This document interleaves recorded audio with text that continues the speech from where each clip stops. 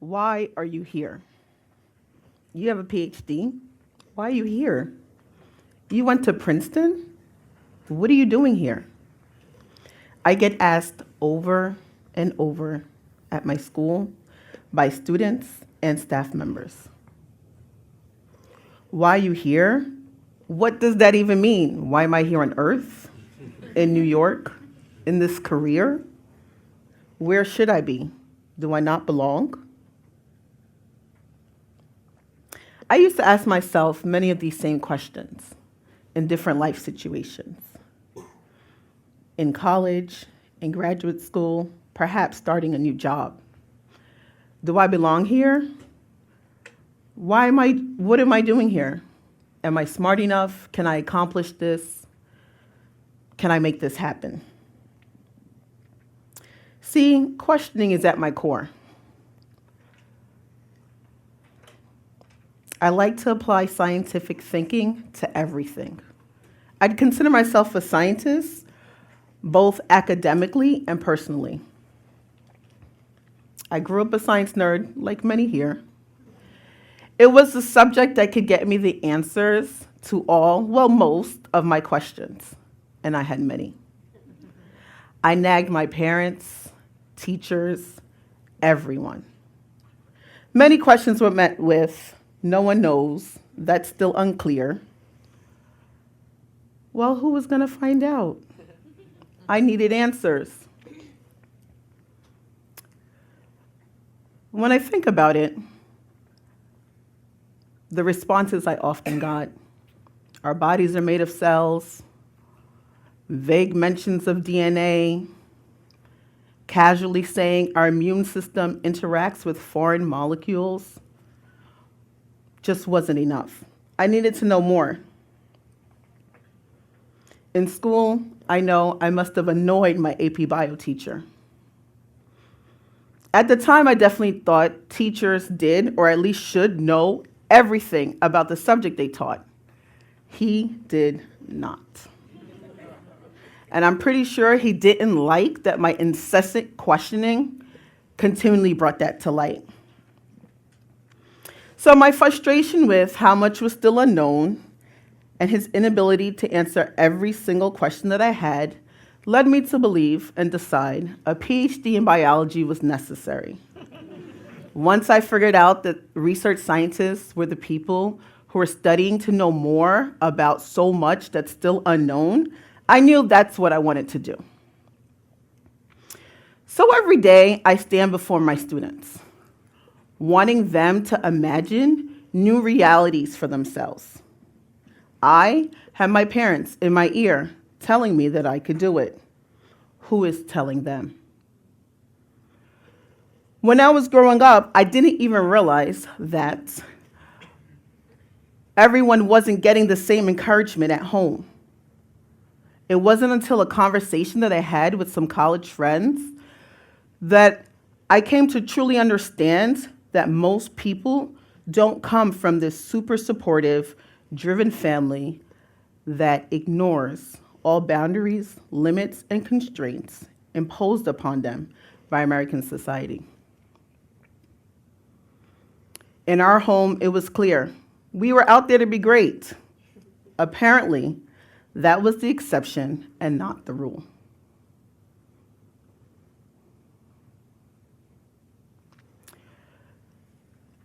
In my young years, being Black, a girl, Haitian American, having parents who had accents were not boundaries for me. My parents gifted me with this limitless reality, unencumbered by the prejudices of society. I knew that I could do anything, even if no one who looks like me had ever done it before, didn't mean that I couldn't. Long before the days of Barack Obama, my father would tell us that we could be president of the United States, and we truly believed it. Even though growing up in the 80s, Haitians got a bad rap. We were blamed for everything, even AIDS. What seemed like the social kiss of death turned out to be the best blessing. When you're from an all-Black country, you come to realize that being Black is not an impediment to any profession. So newsflash, we didn't bring AIDS to America, but we did bring the full belief that we could accomplish any goal we set for ourselves and the tenacity to make it happen. So I still believe I could be president of the United States. All I'd have to do is increase my political engagement, run for local public office, gradually but quickly, on account of my late start, widen my sphere of influence, win a spot on the party ballot, then I'm in. In fact, that's why I'm here tonight. Practicing my public speaking. So thank you, MFA.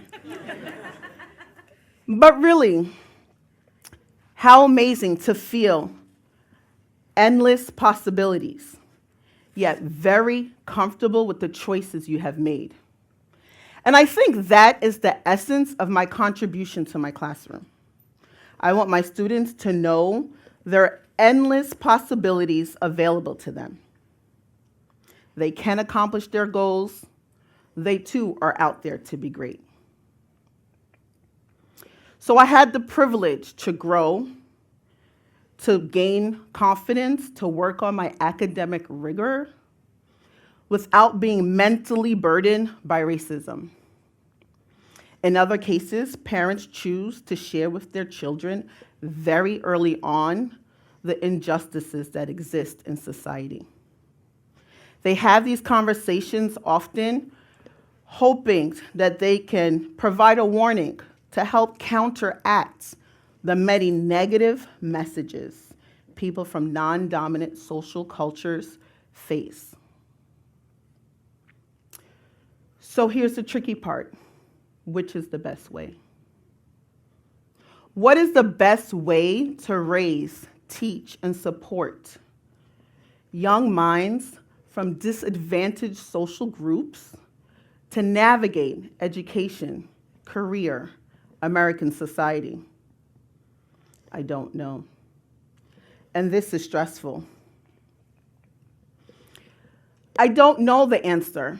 What I do know is that we all have to continue working on this problem. And it is a problem.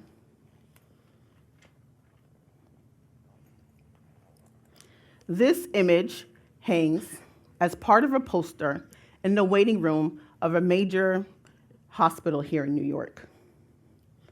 Part of the poster reads, "How to identify the emergency department staff." How is a picture like this supposed to make people feel? It makes me feel marginalized. How about all of the kids that come through this waiting room? They look up and see this image. The message is very clear. The poster clearly lets them know what career paths are available to them at this and really any hospital. Not doctor, not nurse, physician's assistant, to name a few.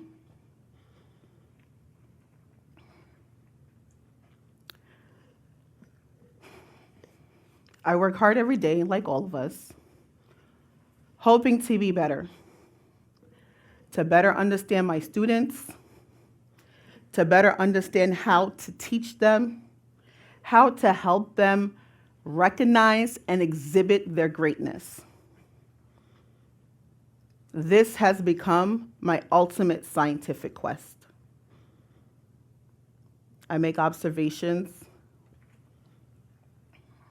question, hypothesize, I test what strategies I think can be most effective for the young minds before me.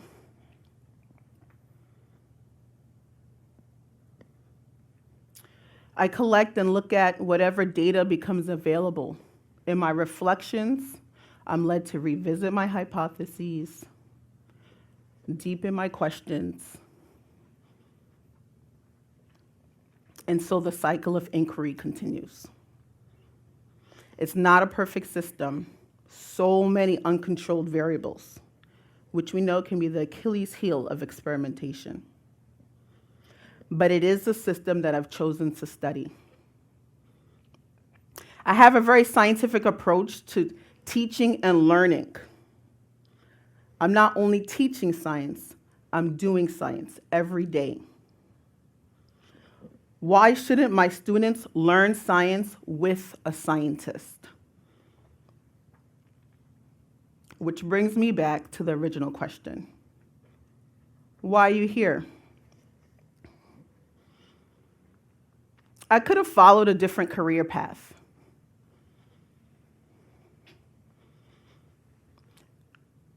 After all, our country could probably use a new president. But I like teaching. My parents told me that I could be excellent at anything I wanted. This is what I've decided. I probably could have done it without the PhD, but it's one of the things that reinforces for me the need for great teachers. As it is, most science teachers and research scientists look like this, not this. This is not a movie. I'm not Michelle Pfeiffer. I am Danielle Belizaire, and I'm here to let kids know they could be scientists too, if they want. Thank you.